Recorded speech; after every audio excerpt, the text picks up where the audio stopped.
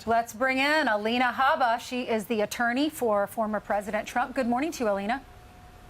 Good morning. Good morning. So this judge nominated by President Obama has been one of the toughest punishers of the January 6 riots. Do you think the judge will recuse herself? Chances are probably slim, but what do you think? I think she should recuse herself. The problem we have with this system, which is a bit broken in my opinion, is that when you ask for a recusal from a judge like this, who's been involved with Fusion GPS cases, which was the Russia hoax, as you know, who has clear links to Hunter Biden in a law firm, clearly anybody with ethics and sensibility would say, I cannot fairly oversee this case. Unfortunately, the judges themselves have to be the ones that decide this. And I've seen this happen in a case that I had with Hillary Clinton down in Florida, where the judge was appointed by Clinton and had ties as well, and the judge refused to recuse. The problem is it really should be decided by somebody other than the judge themselves. So we'll see what happens, but a motion for recusal must go in. So there's no doubt about it. It seems as everybody in your team expects another indictment coming from Georgia, probably within the next 2 weeks. And you said it because it seems as though the prosecutor's going to photo shoots, getting barricades ready in order to, in anticipation of protesters showing up in that very purple state of Georgia. Yeah, I think that we can expect it. I think that it's sad when you know how to expect the game they're playing because their games are so obvious and so predictable. Fani Willis has been making this quite the PR play for herself, which is ironic given the motion that Jack Smith filed on Friday. She has been waiting for years for an opportunity to have her moment, as I would call it. And I think we see that a lot with corrupt DAs and AGs. It's no longer about the law. It's no longer about punishing criminals that are actually doing crimes. It's about people getting a headline, and there's no better way to get a headline than to go after Donald Trump. It's about the indictment. It's not really about the fairness or if he's going to get out, and I think Fani's lining up and waiting just long enough to have a press cycle pass so that she has her own single Georgia moment. Are you referring to her as corrupt? I think that what we're seeing is these DAs are backed. No, I said there are corrupt DAs and AGs, and do I believe Fani is politically motivated? Absolutely. I think if you look at how long she has waited to bring this, that is what happens. They're backed by Soros, many of them, as you know. It's very publicly known. And they do things for the party, not for the law, not for the benefit of the state, but for the party. And that is corruption at its best, and we cannot have it. That's not what lawyers are supposed to do. We forget that. They become politicians. They're really not. They're supposed to be lawyers and judges and AGs and DAs that carry out the law and look for the benefit of the state. This in no way does that. Alina, what about the protective order? Because I know that if this judge gets, y'all have to respond today by 5 p.m. I know you asked for a Thursday deadline. This judge said, no way, I need to know on Monday by 5 o'clock. What does this exactly mean? It means you can't share. It means Donald Trump won't be able to share things that the grand jury transcripts or evidence, that kind of thing? Correct. A protective order is something that we frankly have agreed to on certain other cases that we have with the president, and he's never violated them. We have 2 protective orders that we don't object to, which say that there will be protections for the witnesses and protections for the evidence that come out, especially when they're classified. We don't necessarily always object, but this one's different because this is Jack Smith trying to be a bit of a victim here and come out and say, oh, it's more him being afraid, if you look at it closely. The protective order is in terms of witness testimony, exhibits. Those aren't necessarily things we've ever disagreed to, and President Trump's never violated that, if you look historically. So I just want to be clear that that doesn't seem to be an issue for my client. What seems to be an issue is that Jack Smith isn't liking the discomfort of the attention from what he brought. And Alina, the last question would be the order in which these cases are going to come forward. As of today, which is the first one you're tackling? And are you setting up separate teams for the prior 3 as opposed to the civil suit? Let's just say the 3, and then would there be a separate one for the 4th?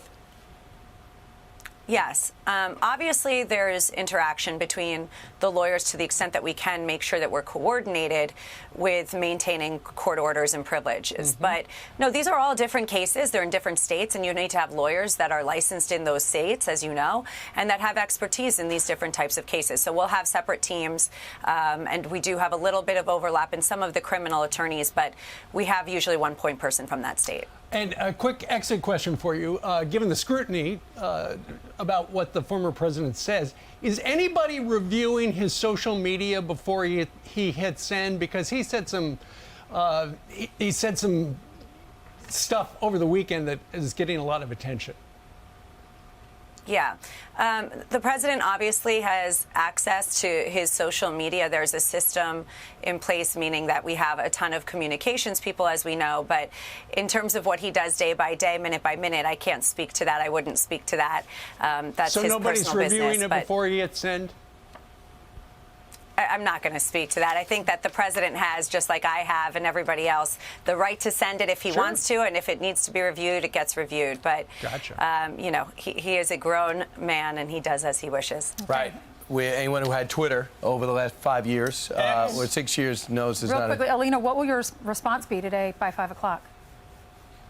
I'm actually not the attorney on the case, as you know, but my response, I think, will be in the papers that the attorneys are going to put in, and I think that they'll be fair. I think that we don't have issues with certain parts of it, but to put a gag order, I will say, on a candidate for president who's under attack, and to say that he can't respond to people that are attacking him is unconstitutional, and I would suspect that something's going to be in line with that.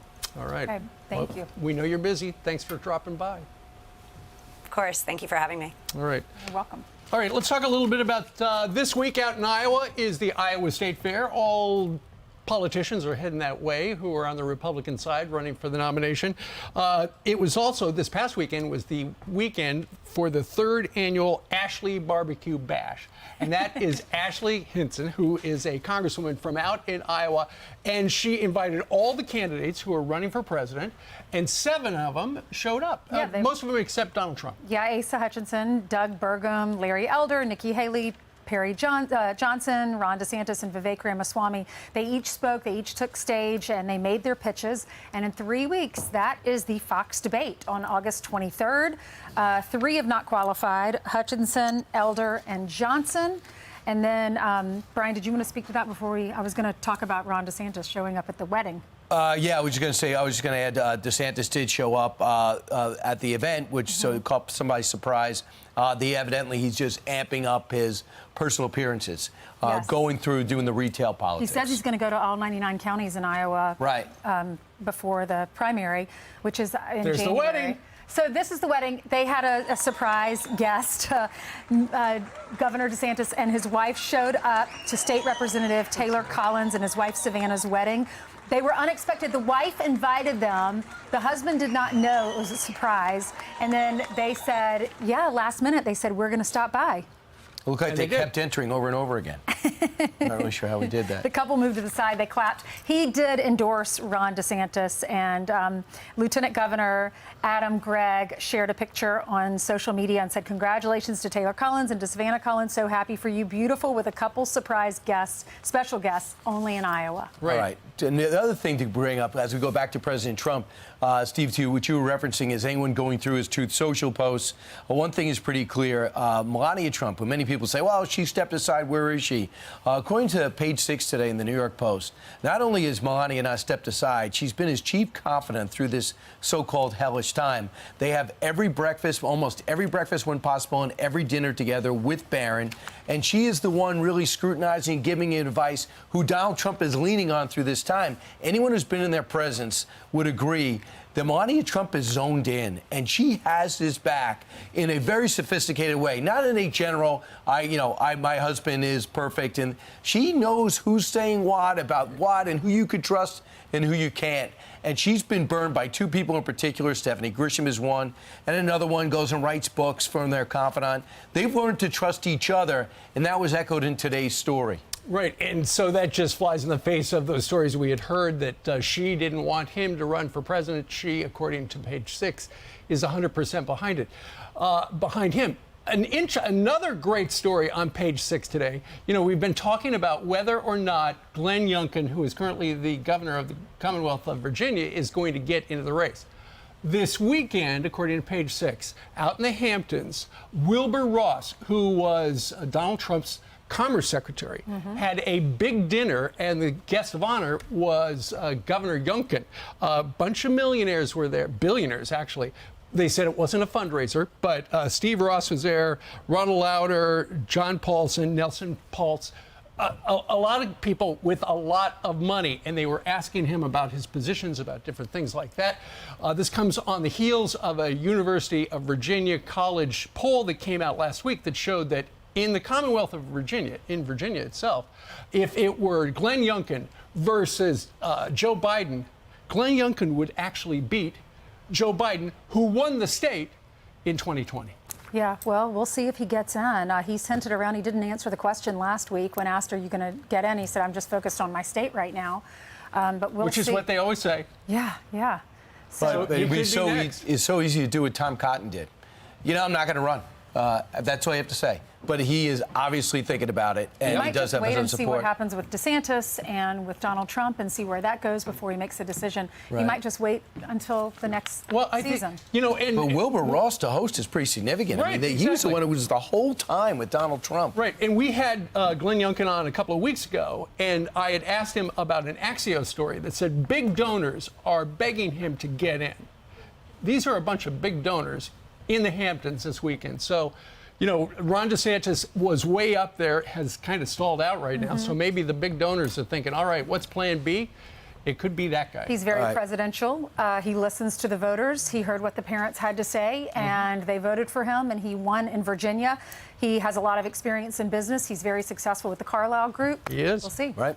I'm Steve Ducey. I'm Brian Kilmeade. And I'm Ainsley Earhart. And click here to subscribe to the Fox News YouTube page to catch our hottest interviews and most compelling analysis.